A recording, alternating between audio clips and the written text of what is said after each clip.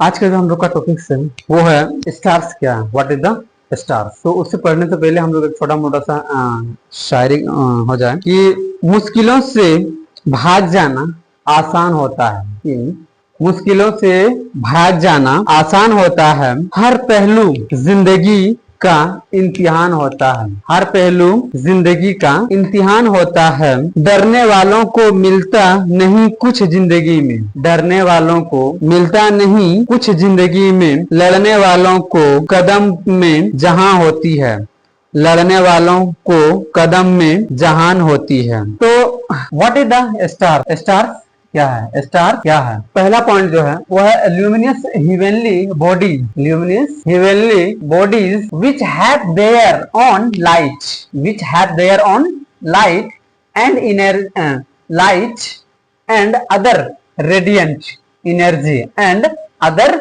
Radiant energy are called star. उसको हम लोग क्या कहते हैं भाई? स्टार कहते हैं। तो वही हिंदी में यहाँ लिखे कि आकाश में चमकने वाले, है ना, चमकने वाले वे खगोलीय पिंड, वे खगोलीय पिंड जिनकी असली रोशनी, है ना, जिनकी अपनी रोशनी और ऊर्जा होती है, उन्हें हम लोग तारा कहते हैं। उन्हें क्या कहते हैं भाई? तारा कहते हैं। अगला पॉइंट है they are made of extremely hot burning gases. कह रहा है कि ये जो तारा जो बना होता है ना, वो एक्सट्रीमली हॉटेड का बना होता है। क्या भाई? एक्सट्रीमली हॉट बर्निंग गैसेस का बना होता है। ये बहुत ज्यादा गर्म और जलती हुई गैसों से बने होते हैं। थर्ड पॉइंट है कि स्टार रिफ्लेक्ट। क्या है भाई? यहाँ पे रिफ्लेक्ट है ना। Star reflect looks read with low temperature. तो रेड का जो टेम्परेचर होता है वो सबसे कम होता है। Yellow with high temperature, yellow का जो टेम्परेचर होता है उससे हल्का ज्यादा होता है। And blue with very high temperature. तो वही यहाँ पे लिखे हैं कि तापमान के आधार पर तारों का रंग अलग अलग दिखता है। कम तापमान पर लाल, उससे थोड़ा ज्यादा पर पीला, और उससे भी बहुत ज्यादा पर जो है वो नीला होता है। अकॉर्डिंग टू नासा, तो कह रहा है कि नासा के अनुसार, किसके अनुसार भाई? नासा के अनुसार light take about 4.35 years to reach us. इसको हमारे यहाँ पहुंचने में उसको कितना 4.35 ईयर्स लगते हैं हमारे यहाँ पहुंचने में। From Alpha Centauri, Alpha Centauri से, है ना, अल्फा सेंचुरी से। एंड और फॉर एग्जाम्पल करो कि ये क्या है? स्टार है और ये हमारा पृथ्वी है। तो उसको यहाँ से यहाँ आने में, उसको यहाँ से यहाँ आने में कितना भाई? तो उनके में एक अल्फा सेंचुरी है। क्या जगह है? अल्फा सेंचुरी, है ना, अल्फा सेंचुरी है। उसको हमारे पृथ्वी तक आने में कितना?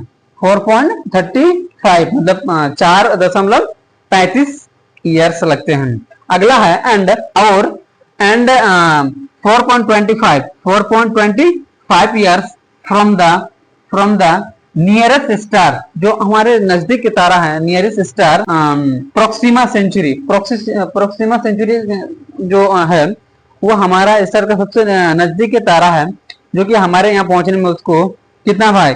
4.25 साल लगते हैं। 4.25 साल लगते हैं। वही हमने यहाँ पे हिंदी में लिखा है कि नासा के अनुसार अल्फा सेंचुरी इससे हम तक रोशनी पहुंचने में, क्या भाई? रोशनी पहुंचने में लगभग 4.35 साल लगता है। 4.35 साल।